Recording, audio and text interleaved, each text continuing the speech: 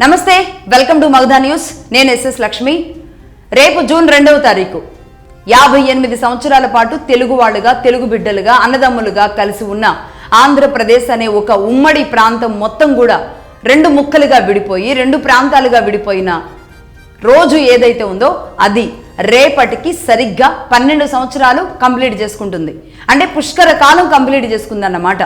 58 సంవత్సరాలు పెద్దల ఒప్పందం ఢిల్లీలో జరిగిన తరువాత భాష ప్రాతిపదికన రెండు తెలుగు రాష్ట్రాలు ఒక చోటు ఉండాలి అని మొత్తం హైదరాబాద్ సెంట్రిక్ గా డెవలప్మెంట్, రాజకీయ నాయకులు అందరూ ఇక్కడికి వచ్చి, అన్ని వ్యవస్థలు ఇక్కడికి వచ్చి పనిచేసి 58 సంవత్సరాలు అంటే ఇంకొక 2 సంవత్సరాలు అనుకుంటే గనక 60 సంవత్సరాల పాటు ఒక రకంగా ఒక షష్టి పూర్తి కంప్లీట్ చేసుకునే అంత 60 సంవత్సరాలు అందరూ కూడా ఇక్కడే ఉండి పనిచేసిన ఆ పరిస్థితులకి ఒక బ్రేక్ వచ్చి, ముఖ్యంగా తెలంగాణ ఆకాంక్ష బలంగా ముందుకు వెళ్ళడం, అది ఎన్నో ఏళ్లుగా ఒక ప్రహసనంలా ముందుకు రావడం, ఆ తర్వాత టీఆర్ఎస్ పార్టీ ఆవిర్భావం ఇదే ఆకాంక్షతో అని చెప్పడం, అనేక పార్టీలు కూడా తెలంగాణ ఆకాంక్షతో రావడం, అన్ని కూడా అన్ని నదులన్నీ సముద్రంలో కలిసినట్టుగా అన్ని టీఆర్ఎస్లో కలవడం, అన్ని పార్టీలను కూడా ఏకం చేయడం, ఒక జన సమీకరణ జరగడం, అన్ని రకాలుగా అన్ని రూపాలుగా తీవ్రమైన తరువాత ఢిల్లీ పెద్దలు ప్రాంతాన్ని విభజించాల్సిందే అని నమ్మిన తరువాత, రాజశేఖర రెడ్డి మరణం, ఆ తర్వాత దీనిని నమ్మి ఇక్కడ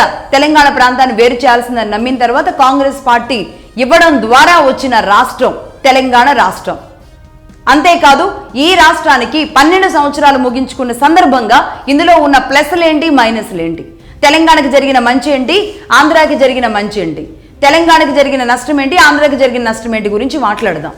ముఖ్యంగా ఈ రెండు ప్రాంతాలకి మంచి చెడులు ఏం జరిగాయి, రాజకీయంగా కొట్టుకోవడానికి మాత్రమే సరిపోతున్నాయా ఈ రెండు ప్రాంతాలు, రాజకీయంగా ఏదైనా కలిసి పని చేసుకోవడానికి ముందుకు వెళ్ళగలుగుతున్నారా, ప్రజల కోసం చేసే దృక్పథంలో ఏ పార్టీ ముందుంది, ఏ గవర్నమెంట్ ఉన్నప్పుడు ఏ మాత్రం బాగుంది అనే దాని గురించి మాట్లాడదాం.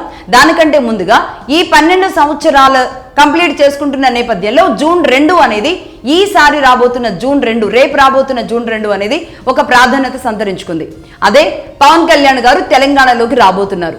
తాను అమరవీరుల స్తూపం దగ్గరికి వెళ్ళి శ్రద్ధాంజలి ఘటిస్తారు. ఇక ఆ తర్వాత ఇక్కడున్న తెలంగాణ నాయకులతో, జనసేన నాయకులతో సమావేశం అవుతారు.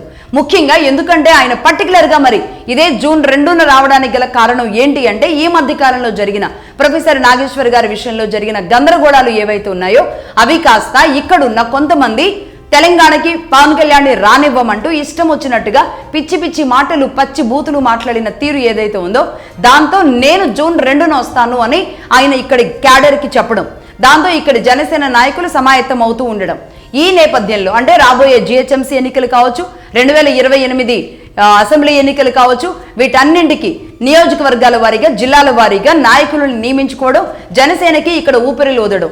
ఒక రకంగా చెప్పాలంటే తెలంగాణ పునర్నిర్మాణ మిషన్ జనసేన సడక్ అనే పేరుతో ఒక కార్యక్రమంతో తెలంగాణ పునర్నిర్మాణంలో భాగంగా ఇంకా ఏం చేసుకోవాలి అని ఇదే తెలంగాణలో ఉన్న జనసేన నాయకులతో కలిసి ఒక పార్టీ, ఒక కార్యాచరణని తాను ఈ రాష్ట్రంలో ముందుకు వెళ్ళడానికి నిర్మించుకోబోతున్నట్టుగా తెలుస్తోంది. ఈ మధ్య కాలంలో జరిగిన గందరగోళాల నేపథ్యంలో అసలు తెలంగాణకి ఎవరు ఏం చేశారు, తెలంగాణ సాధించిన తర్వాత జరిగిందేంటి, ఇలాంటివన్నీ కూడా బయటకు తీయడానికి నడుం బిగించినట్టుగా తెలుస్తుంది. ఈ నేపథ్యంలో ఇక్కడ జరిగిందేంటి ఒకసారి మాట్లాడదాం.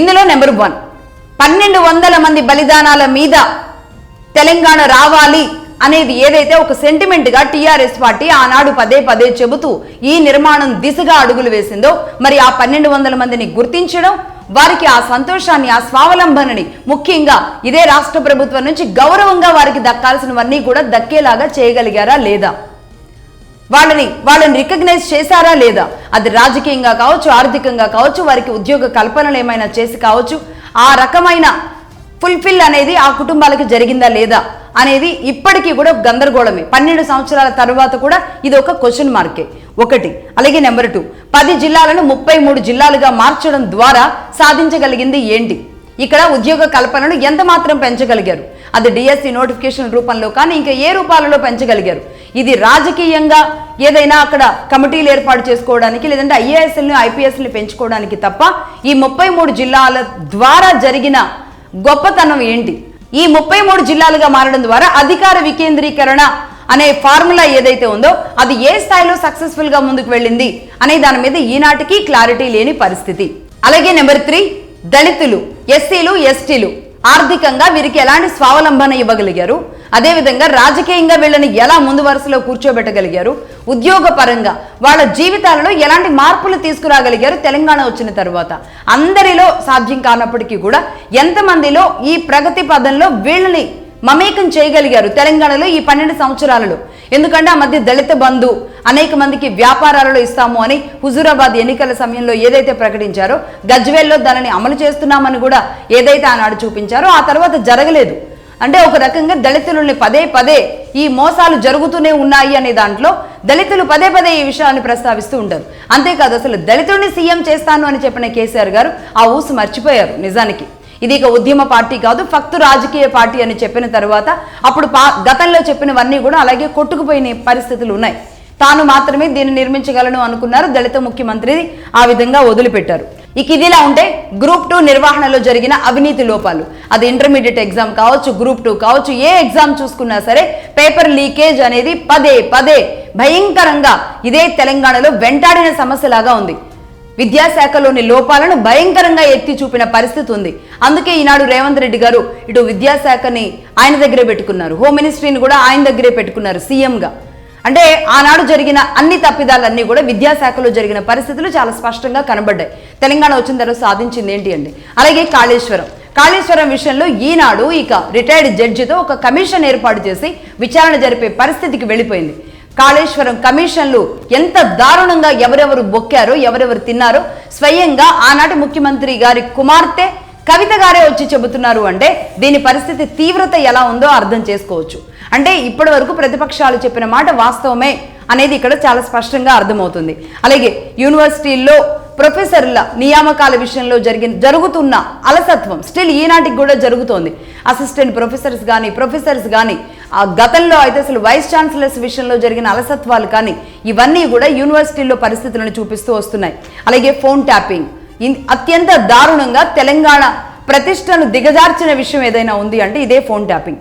హీరోలు, హీరోయిన్స్, అలాగే రాజకీయ నాయకులు, ప్రత్యర్థులు, అలాగే జడ్జిలు, అలాగే పోలీస్ ఆఫీసర్లు, అనేక మంది అందరి గురించి ఎవరి విషయాలు మనకి తెలియాలనుకుంటామో అందరి విషయాలు, అందరి జుట్లు మన చేతుల్లో ఉండాలి అంటే వాళ్ళ పర్సనల్ ఫోన్ ఎవరితో మాట్లాడుతున్నారు, ఏం మాట్లాడుతున్నారు, వాళ్ళ జీవితాలు ఏంటో మన చేతిలో ఉండాలి అనే ఒక కుట్రతో జరిగింది ఇది.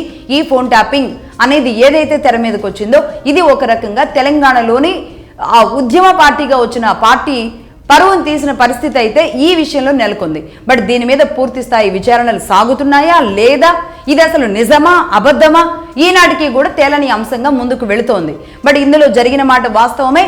అందుకే ఆనాడు 10 ఏళ్ల పాటు ఆ స్థాయిలో తాను తన ప్రత్యర్థుల్ని పకడ్బందీగా పట్టుకోగలిగింది బీఆర్ఎస్ పార్టీ అనేది చెబుతూ ఉంటారు. బట్ అందులో మరి బయటకు తేవాల్సిన అవసరం కూడా ఉంది. ఎవరెవరి మీద ట్యాపింగ్ జరిగింది అనేది బయట పెట్టాల్సిన అవసరం కూడా ఉంది. ఇలాంటి దాంట్లో మరి ఆలస్యం జరుగుతున్న దానికి అనుమానాలు కూడా వస్తాయి. రైట్, ఇదిలా ఉంటాయి. ఇక తెలంగాణ ఉద్యమకారులు అంటే తెలంగాణలోని ప్రతి ఒక్క మనిషిని కూడా చెప్పాలి. ఎందుకంటే తెలంగాణ ఆకాంక్ష రగిలిన తర్వాత ఎవరో ఒకళ్ళు ప్రాణాలు అర్పిస్తూ ఉన్న సమయంలో అప్పుడు ప్రతి మూలన ఉన్న గ్రామాలు కూడా తెలంగాణ విషయంలో ఇక కదలాల్సి వచ్చింది. కదిలాయి, అందరూ ఏకమయ్యారు. అలాంటి వాళ్ళల్లో ముందుండి నడిపించిన వాళ్ళు అనేక మంది ఉన్నారు. వాళ్ళని ఇక ప్రధాన ఉద్యమకారులుగా, ఒక జేఏసీ చైర్మన్గా కోదండరామ్ గారు లాంటి వాళ్ళు అన్ని పార్టీలని, ఆయన ఒక సామరస్యమైన సంయమనమైన మనిషి కాబట్టి ఆయన్ని ముందు పెట్టి ఆ గౌరవప్రదమైన వ్యక్తిగా ఆయన అన్ని పార్టీలని కూడా వెళ్ళి మాట్లాడి అందరిని ఏకం చేసి, ఉద్యోగ సంఘాలను ఏకం చేసి నడిపించిన వ్యక్తిగా కోదండరామ్ గారు ఉంటే ఇలాంటి ఉద్యమకారుల మీద దాడులు జరగడం, పోలీసులు వెళ్ళి వాళ్ళ ఇంటి మీద వెళ్ళి దాడి చేయడం లాంటి సంఘటనలు అనేకం కూడా జరిగాయి.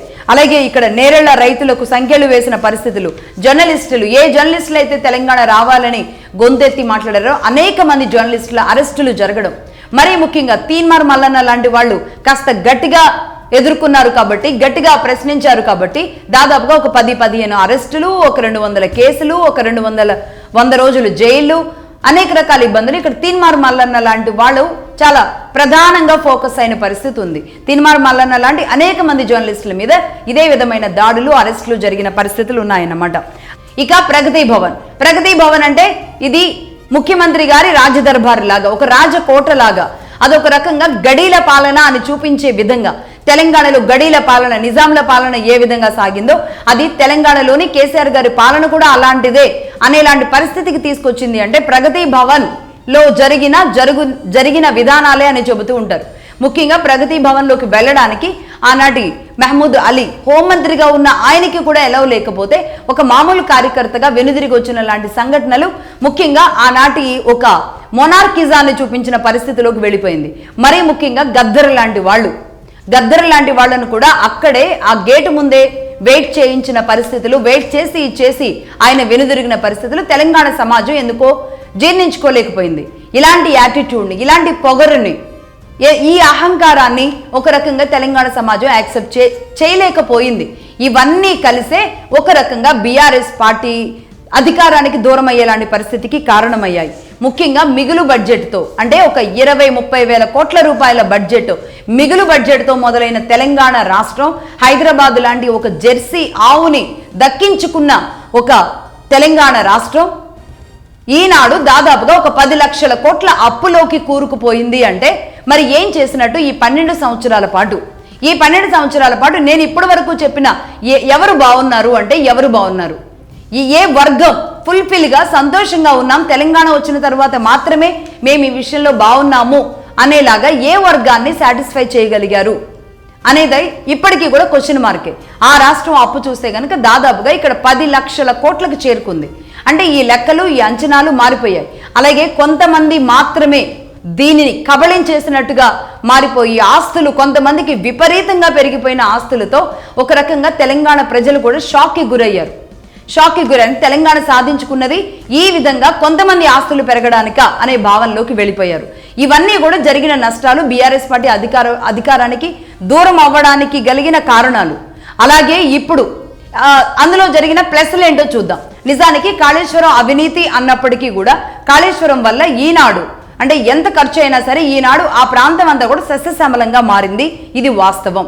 అలాగే ఉద్యోగాల కల్పనలో ఎంతో కొంత చేసుకోగలిగారు, కానీ పూర్తిగా డిఎస్సి కానీ మెడికల్ కానీ వీటిల్లో పూర్తి స్థాయి ఫోకస్ పెట్టలేకపోయారు. ఇది వాస్తవమే. అలాగే గ్రామాలలో రోడ్స్ విషయంలో ప్రతి గ్రామానికి రోడ్స్ని చాలా పర్ఫెక్ట్గా చేసుకోగలిగారు. మిషన్ భగీరథ, మిషన్ కాకతీయ లాంటి కార్యక్రమాలు తీసుకోవడం ద్వారా ఇనిషియల్ స్టేజ్లో ఎంతో కొంత ఈ త్రాగునీరు విషయంలో ముందుకు తీసుకువెళ్ళగలిగారు, కానీ దానిని నిలబెట్టుకోలేకపోయారు.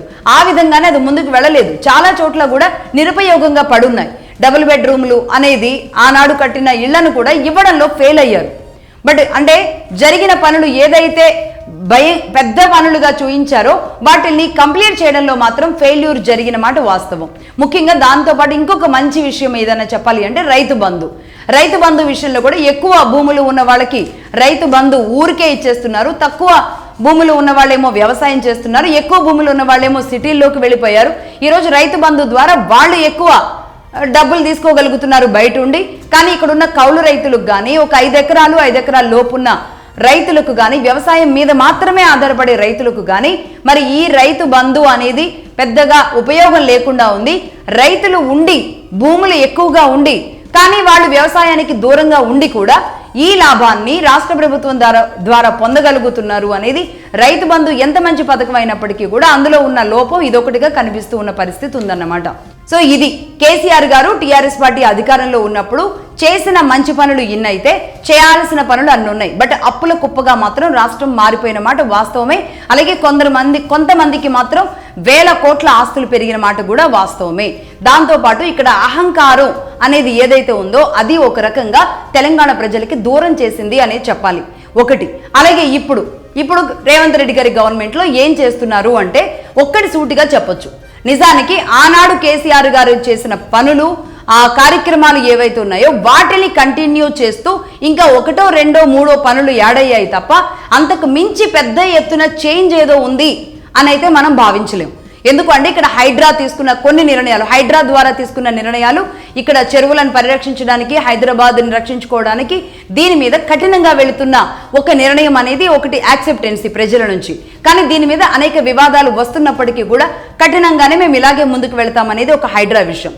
అలాగే ప్రజాభవన్ ఏదైతే ఇది గడీల పాలనగా మారింది అన్నారో, ఎవరు దళిత ముఖ్యమంత్రిని చేస్తామన్నారో అదే చోట్ల బట్టి విక్రమార్క లాంటి వ్యక్తి, అలాగే సీతక్క లాంటి వ్యక్తులని అదే ప్రజాభవన్లో ఉంచి ప్రజల సమస్యలను తీసుకోవడానికి, దాన్ని ప్రగతి భవన్ ప్రజాభవన్గా మార్చుకోవడం, ఆ గడీలని లేకుండా చేస్తాము అని చెప్పడం.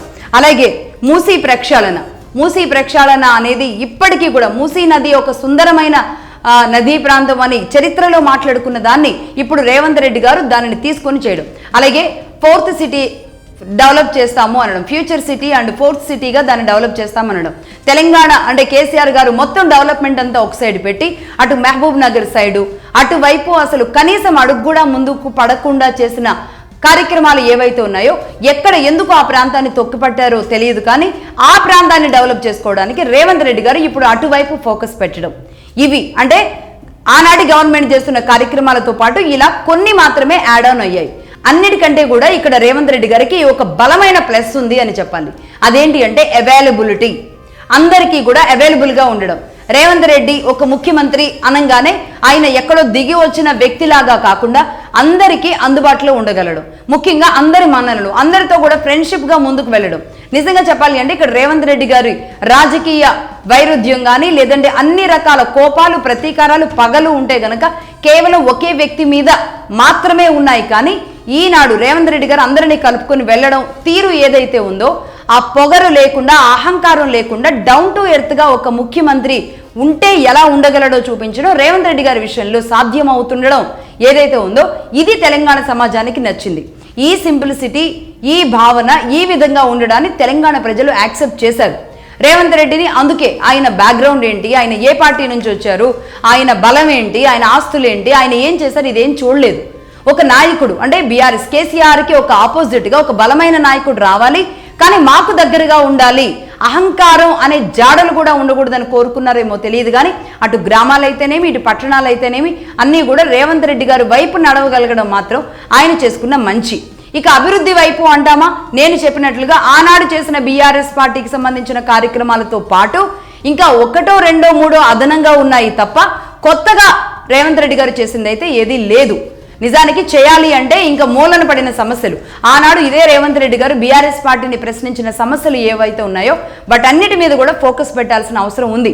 ఇంకా మిగతా రాబోయే 2 ఏళ్లలో వాటిని కూడా కంప్లీట్ చేసుకోగలిగితే గనక నెక్స్ట్ జరగబోయే రాజకీయ ఫైటింగ్లో అసలు తెలంగాణలో ఎవరి కోసం ప్రజలు ఇప్పుడు ఎవరు కావాలనుకుంటున్నారని తెలుస్తుంది. ఎందుకంటే 10 ఏళ్ల పాటు బీఆర్ఎస్ పార్టీని చూశారు, ఈ 5 ఏళ్ల పాటు రేవంత్ రెడ్డి గారి పాలన చూస్తారు. కాబట్టి రాబోయే 2028 ఎన్నికలే ఒక రకంగా జడ్జి చేసి తెలంగాణలో కేసీఆర్ కుటుంబం ఉండాలా, లేదు ఎవరైనా సరే నిజాయితీగా ఉన్న నాయకుడిని మేము యాక్సెప్ట్ చేస్తామా, ఇంకొక నాయకుడికి కూడా తెలంగాణలో అవకాశం ఉంటుందా, ఏ పార్టీ వచ్చినా ఏ నాయకుడు వచ్చినా ఇదే అవకాశాన్ని ఇస్తామా లేదా అనేది ఈ 2028 ఎన్నికలు అనేవి చాలా కీలకమైన ఎన్నికలు తెలంగాణకి అని చెప్పాలన్నమాట. రైట్, ఈ నేపథ్యంలో జూన్ 2 తెలంగాణకి ఇచ్చింది ఏంటి, జూన్ 2న మొదలైన తెలంగాణ ఈ 12 ఏళ్లలో ఈ తెలంగాణ మొదలైన తరువాత ఈ నాయకులు ప్రజలకు ఇచ్చింది ఏంటి, ఇవ్వలేకపోయింది ఏంటి, దోచుకున్నదేంటి, దాచుకున్నదేంటి, ఇది ప్రస్తుతానికి అర్థమవుతున్నది. అలాగే ఆంధ్రప్రదేశ్ విషయానికి వెళదాం. ఆంధ్రప్రదేశ్ 20,000 కోట్ల రూపాయల లోటు బడ్జెట్తో మొదలయ్యి ఈనాడు ఎన్ని సమస్యలతో ఈ 12 ఏళ్లలో దాదాపుగా ఒక 10 నుంచి 12 లక్షల కోట్లకి అప్పు చేరుకుందన్నమాట.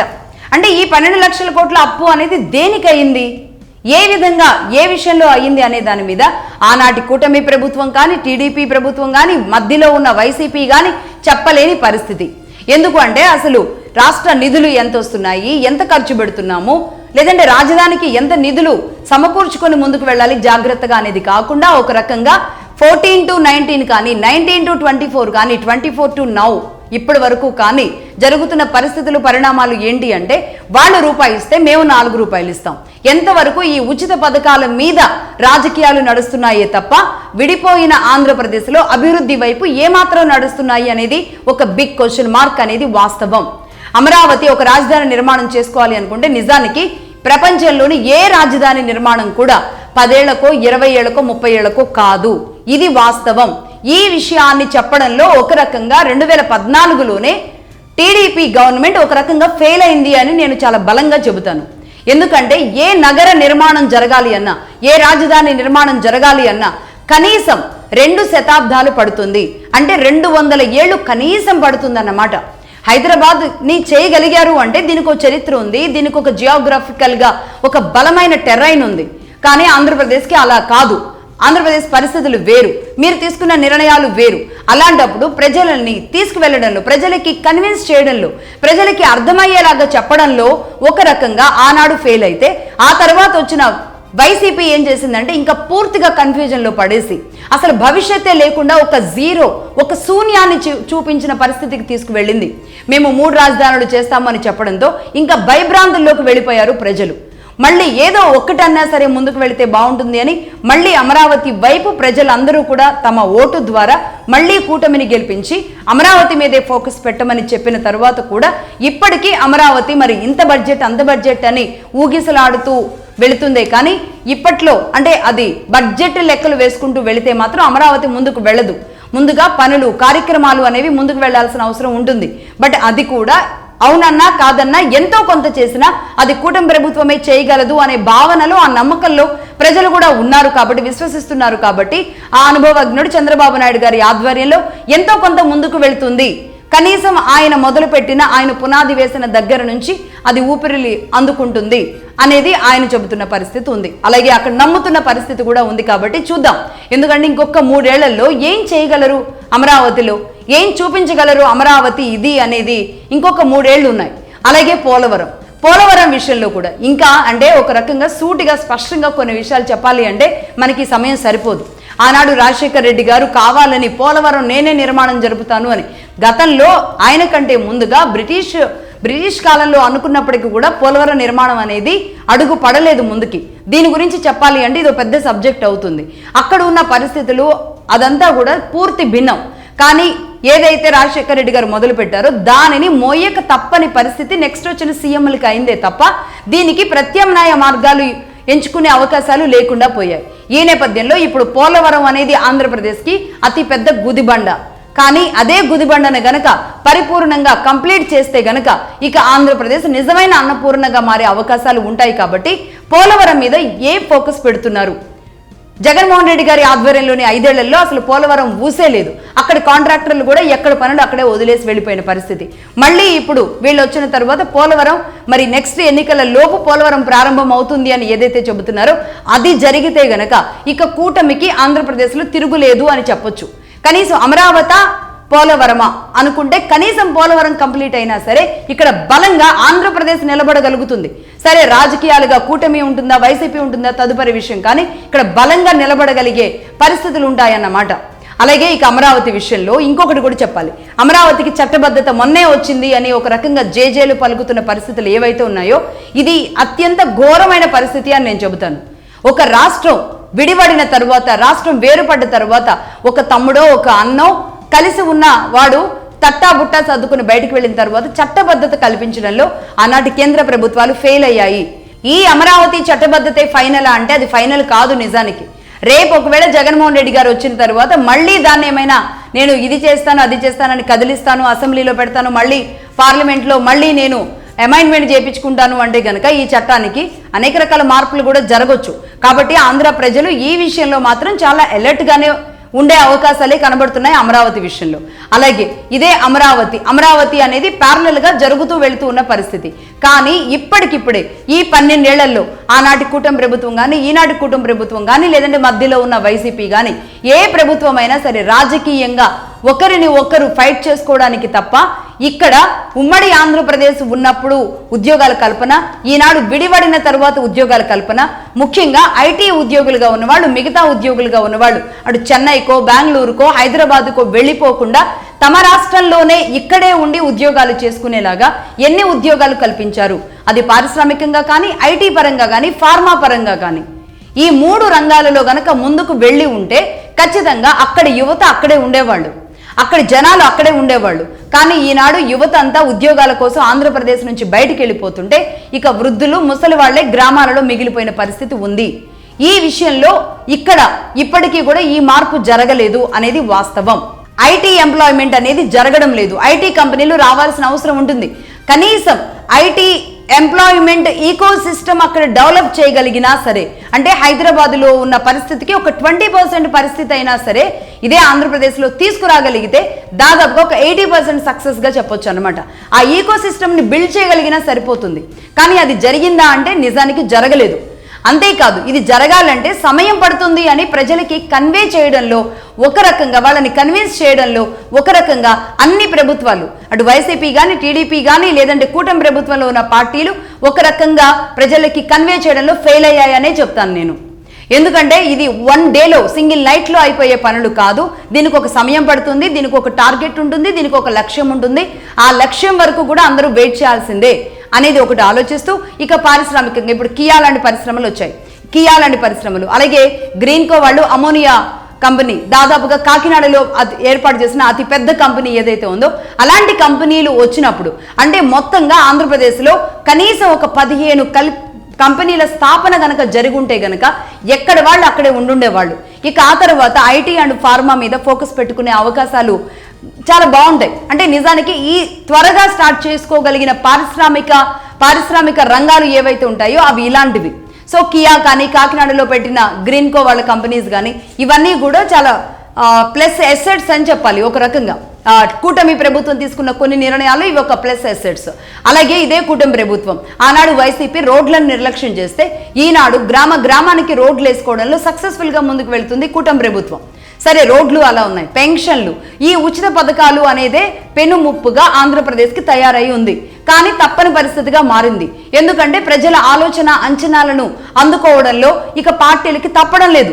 కానీ ప్రజలు బాధ్యతగా ఉండగలగడం, ఈ రోజు మనకి జరిగిన నష్టం ఏంటి, ఈ కష్టాన్ని ఎలా అధిగమించాలి అని వాళ్ళకి ఆలోచన కల్పించడంలో ప్రభుత్వాలే ఫెయిల్ అవుతూ వచ్చాయి.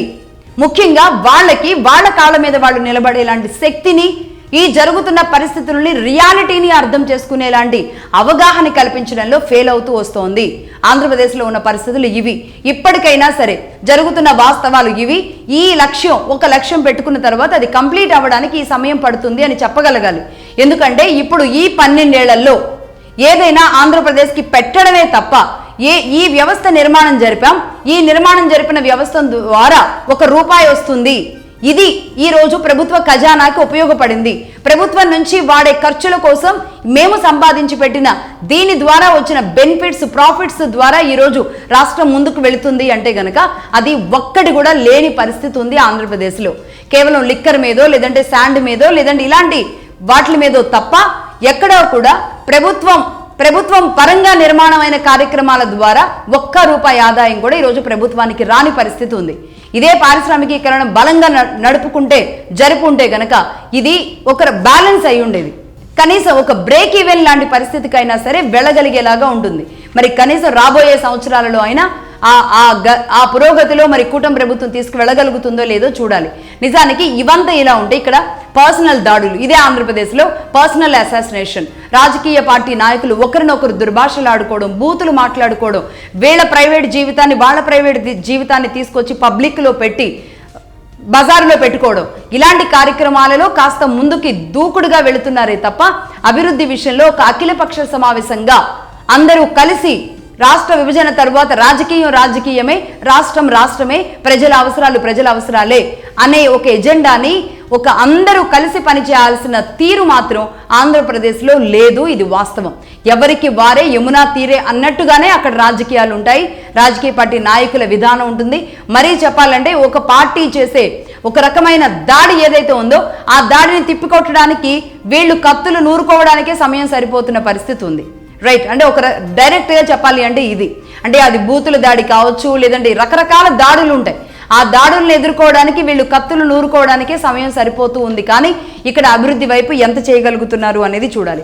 ముఖ్యంగా దీంతో పాటు ఇంకొకటి, పారిశ్రామికీకరణతో పాటు ఆంధ్రప్రదేశ్కి బలంగా ఉన్నది ఇక్కడ టెంపుల్ టూరిజం ఏదైతే ఉందో అనేక ప్రాంతాలు, ద్రాక్షారామం దగ్గర నుంచి శ్రీశైలం దగ్గర నుంచి శ్రీకాళహస్తి, తిరుమల, ఇలాంటివి ఎన్నో, అటు సింహాచలం, అలాగే సూర్యనారాయణ ఆలయం, శ్రీకాకుళం, ఇలాంటి ఎన్నో ఆలయాలు ఉన్నాయి. ద్వారకా, తిరుమల, విజయవాడ కనకదుర్గమ్మ ఆలయాలు, ఇలాంటి ఎన్నో ఆలయాలని ఒక టెంపుల్ టూరిజంగా కనుక డెవలప్ చేయగలిగితే ఈ లోపుగా ఎంతో కొంత ఇదే ఆంధ్రప్రదేశ్కు ఒక స్వావలంబన, ఒక డైరెక్ట్ బెనిఫిట్ లాంటిది అనేక ప్రాంతాల వాళ్ళని ఆంధ్రప్రదేశ్కి రప్పించేలాంటి అవకాశాలు కలుగుతాయి. కాబట్టి ఈ టెంపుల్ టూరిజం మీద కాన్సన్ట్రేట్ చేస్తే గనక ఖచ్చితంగా ఈ లోపుగా ఆంధ్రప్రదేశ్కి ఎంతో కొంత బలం ఉండగలిగేది.